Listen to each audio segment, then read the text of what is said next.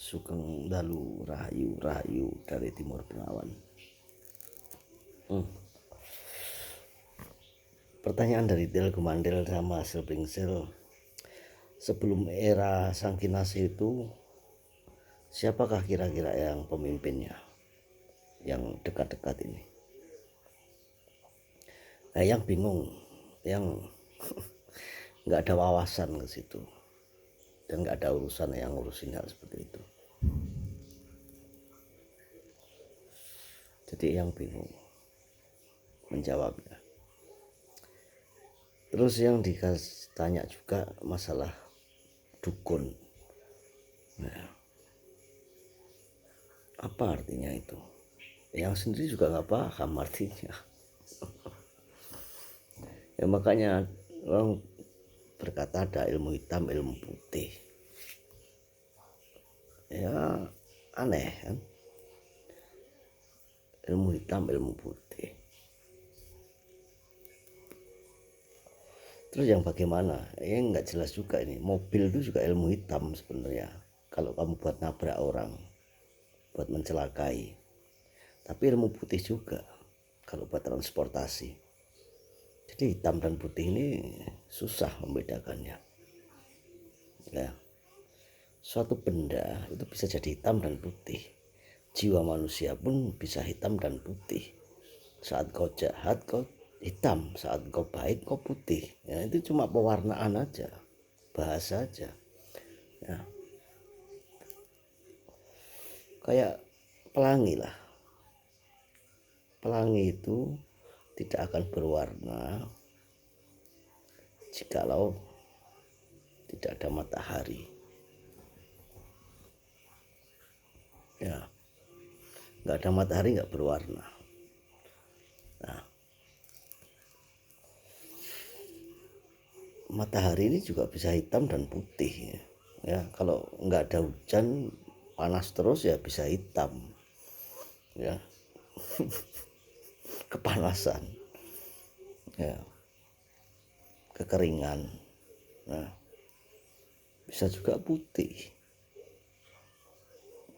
Kalau air sudah turun matahari mendung ya putih. Bersyukur karena banyak tanaman yang subur. Jadi orang disebut dukun itu nggak jelas artinya apa. Coba tanya yang lainnya.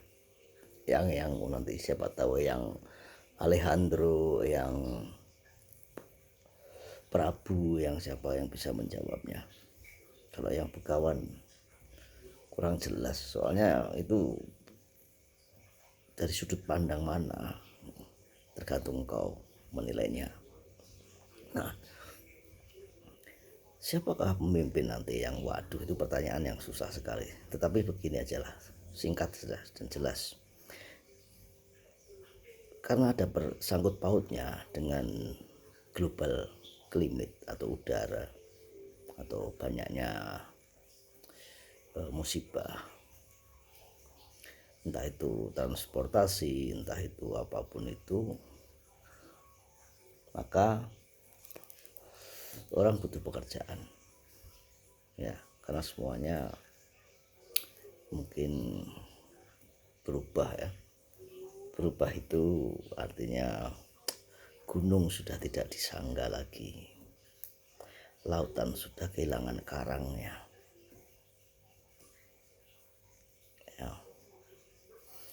dan bukit sudah kehilangan tulangnya. Maka yang berhasil adalah yang mendekati, yang mampu meraih hati para buruh, para pekerja. Kalau mendekati yang milenial, mendekati yang anak-anak muda kayaknya nggak begitu ini ya, karena ada perpindahan nanti. Menurut kedangkalan spiritual yang itu, yang mampu merangkul buruh kayaknya pastilah akan menjadi pemimpin. Buruh menyukai warna merah biasanya ya, tapi sebenarnya gimana ya yang bicara sensitif ya nggak mau. Jadi ya lupakanlah, analisa sendiri. Satu kata untukmu, buruh kuncinya. Udah itu aja lah. Buruh, wong cilik kuncinya. Ya, wong cilik itu kan berbagai macam. Ada orang yang muda, wong cilik, ada yang tua, wong cilik, ada yang itulah wong cilik. Nah, ketika engkau berbicara masalah 3 hal yang diajarkan, yang nggak mau mempresentasikan keyakinan soalnya ya, tapi yang sering melihat ya di sana ada kata atau bahasan yang menyinggung Dil Gumandil Gendewati tentang kamu nggak tahu yang namanya pengenalan ya. Jadi hidup itu susunannya itu, kalau di agama keyakinan itu ada syariat, marifat, dan hakikat. Di dalam spiritual itu ada yang namanya, yang pertama itu hukum, tahu keadaan, tahu benar dan salah. Setelah itu adanya pengenalan. Setelah pengenalan ya artinya pengalaman dulu, pengalaman proses hidup itu yang namanya hukum-hukumnya, caranya tepos liro, menghargai dalam kebudayaan itu.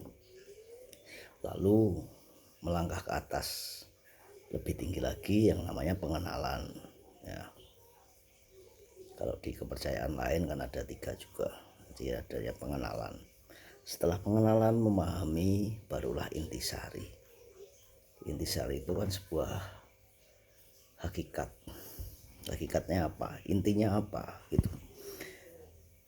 Kalau kita sudah menyentuh ranah intinya apa, berarti kan tujuannya kamu hidup itu apa. Ketika engkau ditanya tujuanmu hidup, ya jangan terlalu berimajinasi dengan cakrawala, karena cakrawala itu luas ya. Jangan terlalu berimajinasi keluar, karena di luar itu luas. Tariklah ke dalam, ke kesadaran spiritualmu, cakrawalamu yang kecil, jagat alitmu, baru engkau berpikir ke jagat besar. Karena jagat besar itu, cakrawala itu luas, dan umurmu nggak nyampe untuk mengetahui cakrawala yang luas itu, yang nanti akhir-akhirnya kosong. Padahal tujuan hidup adalah hidup itu sendiri. Jangan sampai di kehidupan itu kamu melewatkan hal-hal yang penting, hal-hal yang sebenarnya fokusmu di situ ya. Tanpa kamu sadari, nafas, denyut nadi kehidupan itu, nafas dan denyut nadi, kamu merasakannya, kamu menjalaninya, prosesnya, fokus ke situ. Kalau engkau fokus di cakrawala, nanti kek jarine katanya kamu melewatkan hal-hal indah.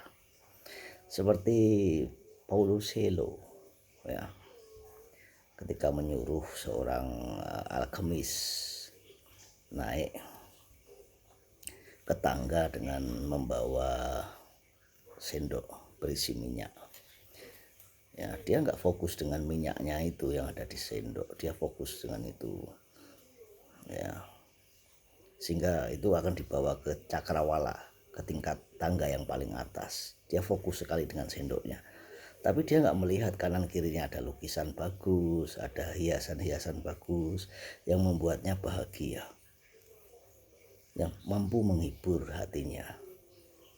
Sebenarnya tujuannya adalah itu, karena cakrawala itu hanya fata morgana. Cakrawala itu hanya fata morgana. Yang ulangi, cakrawala itu hanya fata morgana. Rahayu, Rahayu dari Timur Bengawan.